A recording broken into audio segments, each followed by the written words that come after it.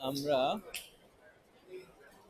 এবার বের হয়ে আমরা হচ্ছে বাস অথবা ট্রেনের জন্য যাব। আমরা নিচে যাচ্ছি, দেখি পাতায়ার বাস কোথায় পাওয়া যায়। পাতায়া বাসের জন্য গেট নাম্বার 8 এর কাছে যে সিঁড়ি আছে, সিঁড়ি দিয়ে নামলে, চলন্ত সিঁড়ি, এটা দিয়ে নামলে তারপরে কাউন্টার গুলো পাওয়া যাবে, বাস ট্রেন সবগুলাই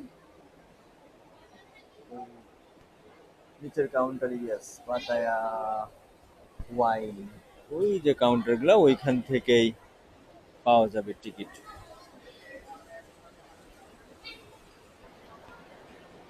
আমরা যারা বাজেট ট্রাভেলার তাদের জন্য আসলে এই বাস সার্ভিসগুলো খুবই ভালো, কারণ অল্প টাকার ভিতরে আপনি সিঙ্গেলি যে কোনো ডেস্টিনেশনে চলে যেতে পারবেন। এই জন্য আপনাকে আগে আসতে হবে, ইমিগ্রেশন কমপ্লিট করার পরে এক ফ্লোর নিচে এসে আপনি 8 নাম্বার গেটের আশপাশেই আপনি এই পাতায়ার টিকিট কাউন্টারগুলো পেয়ে যাবেন।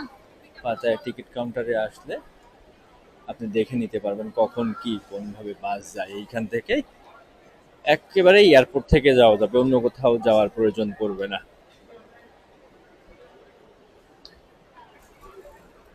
এইখান থেকে পাওয়া যাবে। পাতায়া নেবে হচ্ছে north Pattaya bus terminal 119 baht, এবং এখন বাজে সোয়া 2টা, টিকিট আছে হচ্ছে 4:30টায়। তার মানে এখনো আমাকে 2 ঘন্টার উপরে ওয়েট করতে হবে এখানে বাসের জন্য।